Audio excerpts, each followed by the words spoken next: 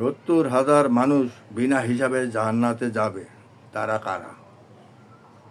রাসূল সাল্লাল্লাহু আলাইহি সাল্লাম বলেছেন, আমার উম্মতের মধ্যে 70,000 মানুষ বিনা হিসাবে জান্নাতে প্রবেশ করবে।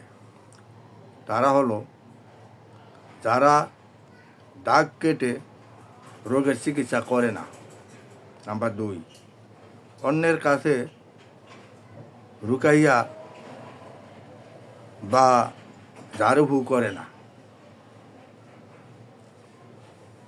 নাম্বার 3, কোনো জিনিস অশুভ লক্ষণ বলে মনে করে না। নাম্বার 4, এবং তারা একমাত্র আল্লাহ হওয়ার উপরে ভরসা রাখেন।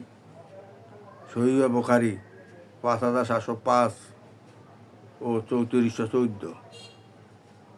ভিডিওটি সবাই বেশি বেশি শেয়ার করুন।